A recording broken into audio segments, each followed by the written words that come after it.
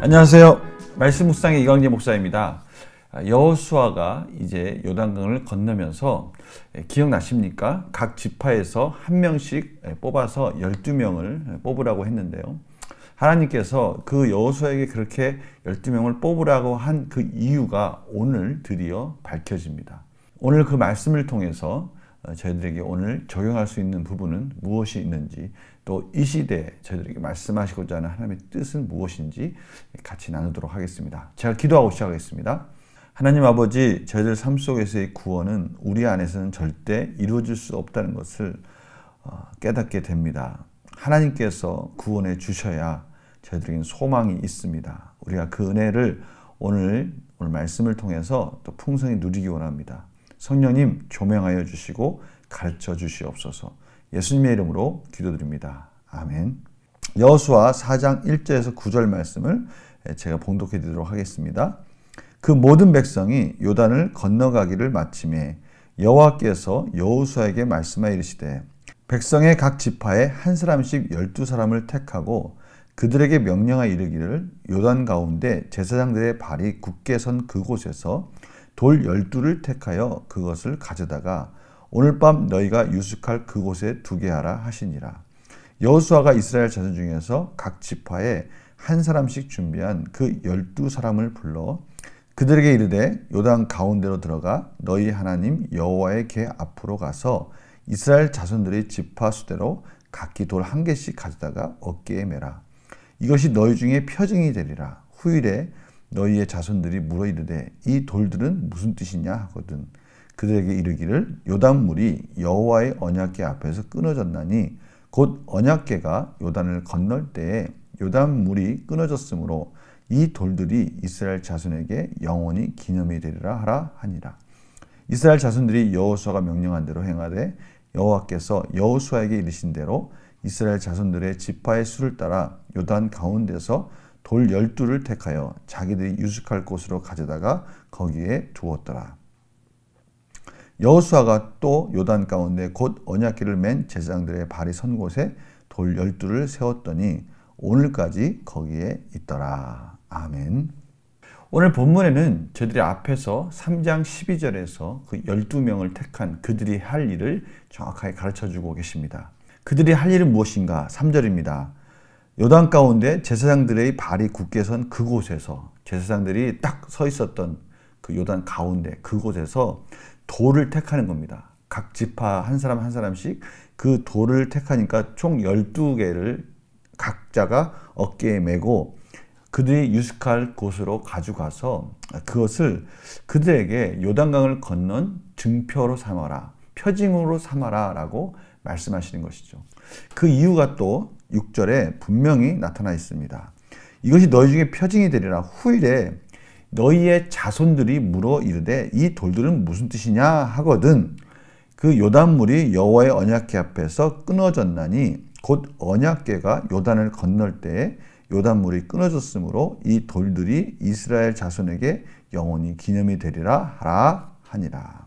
그러니까 이 12돌을 택한 이유는 자손들이 물어볼 거라는 것이죠. 이 돌들이 무슨 돌입니까? 라고 물어볼 때 하나님께서 우리를 요단강의 마른 땅을 지나가도록 해주신 그 기적의 그 현장에서 주운 돌이다 라고 정확하게 가르쳐줌으로 인해서 우리의 믿음의 후손들이 하나님의 놀라운 역사를 기념하도록 그 돌들을 가져가라 라고 말씀하시는 것이죠.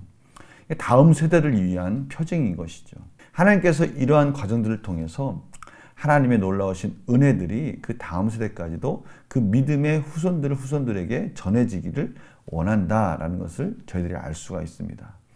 그러니까요, 믿음이라는 것은 행함으로 그 열매가 나타나지 않습니까?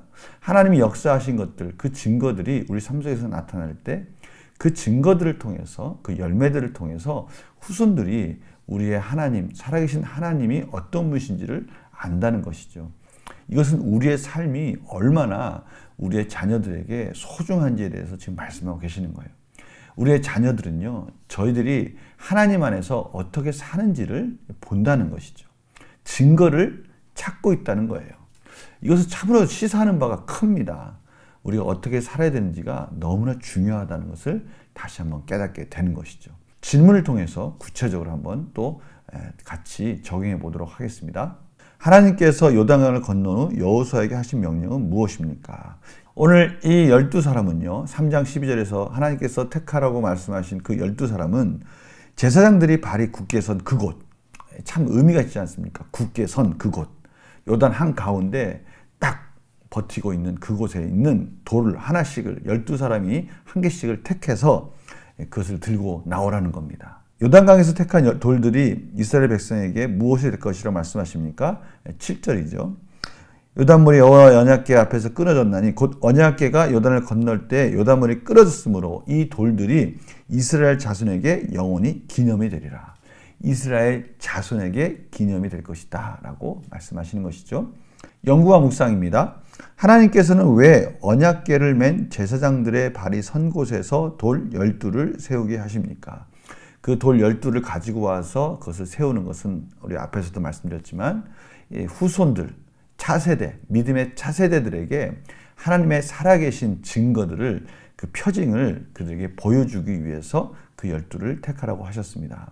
그러니까 믿음의 차세대들이 그 조상들이 믿음의 조상들이 걸어왔던 그 이적을 행하신 하나님의 놀라운 역사들을 산 증거로서 그들에게 나타내 주시기 위해서 그 돌들을 택한 것이죠. 이것은 우리에게 놀라운 느낀점으로 이어지게 만든 것이죠. 다시 말하면 우리들에게도 그 12돌이 있느냐라고 물어보시는 겁니다. 느낀점 보겠습니다. 표징을 통해 백성이 하나님의 역사를 대대손손 기억하게 하시는 모습을 보며 무엇을 느낍니까? 하나님의 마음은 하나님의 믿음이 다음 세대에게 계속 전달되기를 원한다는 것을 저희들이 깨닫게 됩니다. 우리 삶 속에서 그래서 하나님은 증거를 나타내기를 원하시고 계시죠. 저는 이 12돌이 과연 무엇일까라는 것을 한번 곰곰이 생각해 봤습니다. 나의 삶 속에서의 12돌은 무엇일까? 나의 삶 속에서 하나님의 역사를, 하나님의 믿음의 증거들을 찾을 수 있다면 무엇이 있을 수 있을까? 우리 성도님들도 한번 찾아봤으면 좋겠어요.